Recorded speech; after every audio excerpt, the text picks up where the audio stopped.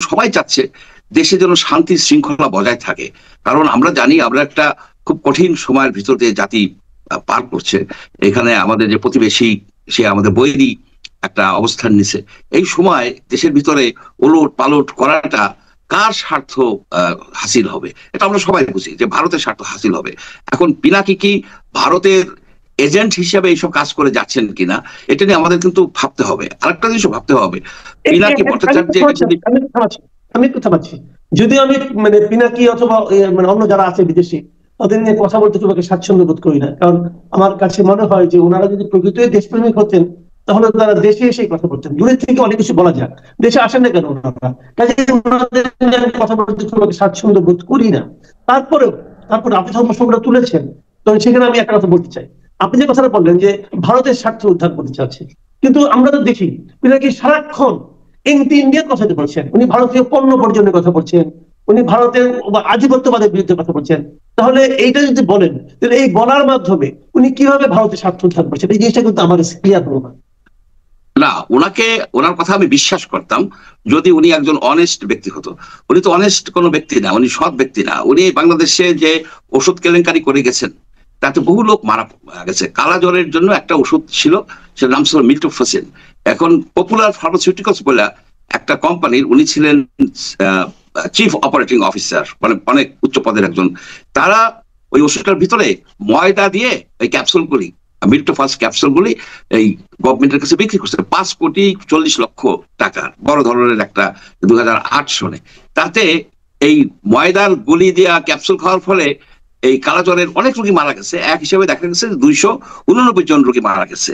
এবং পরে উনি একটা স্টেটমেন্ট দিচ্ছে যত সম্ভব 2019 সনে, যে উনি ওই এই পপুলার ফার্মাসিউটিক্যালস এর যত অফিসার কর্মচারী কর্মকর্তা ছিল তাদেরকে বাঁচানোর জন্য উনি এই কাজটা করছেন। উনি একজন ক্যাপিটান এইসব নানাবিধ কথা দিয়ে লিখছেন।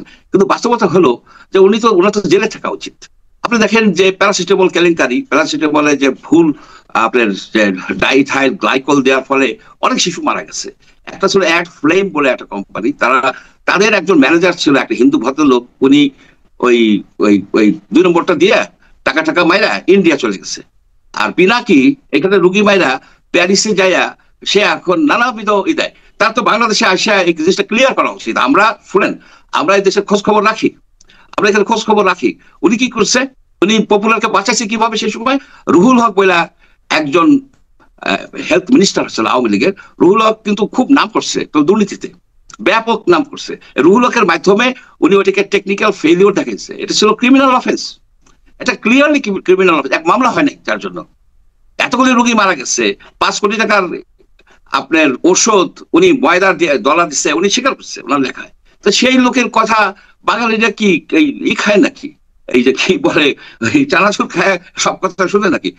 পিনাকির কোনো কথা শোনা উচিত না। প্রথমত সে একজন ডিজনেস পার্সন, একজন দুর্নীতিবাজ লোক, একটা ধান্দাবাজ, একজন অসৎ নকল ওষুধের ফেরিয়ালা। তার কথার কি ভ্যালু আছে? আমি তার কোনো কথারই ভ্যালু দেয় না। সে বাংলাদেশের অ্যাডভাইজারকে নিয়ে সে এক দিন নানাবিধ কথা বলে। মানে ডক্টর ইউনূসের যে অ্যাডভাইজারি প্যানেল আছে এটা দুর্বল, কিন্তু তারপরে পিনাকি ওইখান থেকে এক একজনকে অ্যাটাক করে। আজকে আসিফ নজরুল অ্যাটাক করলো, কালকে আর একজনকে অ্যাটাক করলো। ভাই, তুমি দেশে আসো, দেশে এসে দেখো দেশের সমস্যাই করো। তুমি প্যারিসে বসে কি করতেছো? তুমি ওষুধ চুরি করে চলে গেছো। একজন ওষুধ চোর, 279 জন লোক মারা গেছে। সেই কেস ইনভেস্টিগেট করা উচিত। ডব্লিউএইচও এর কাছে সকল আছে, রিপোর্ট আছে। আপনার সব জায়গায় এগুলি নিয়ে আলোচনা হয়েছে, কিন্তু উনি ওই যে রুহুল হক, ওই যে দুর্নীতিবাজ, তাকে টাকা পয়সা দিয়ে ম্যানেজ করছে। ঠিক আছে, এটা এই প্রসঙ্গে আমি বলছি না। আমার পয়েন্টটা হলো যে উনি তো সবসময় ইন্ডিয়ার বিরুদ্ধে বলেন, কিন্তু আপনি যে কথাটা বললেন যে উনি ইন্ডিয়ার পারপাস সার্ভ করছেন, এই কথাটা আপনি কিভাবে জাস্টিফাই করবেন? আমি এটা বুঝতে পারছি।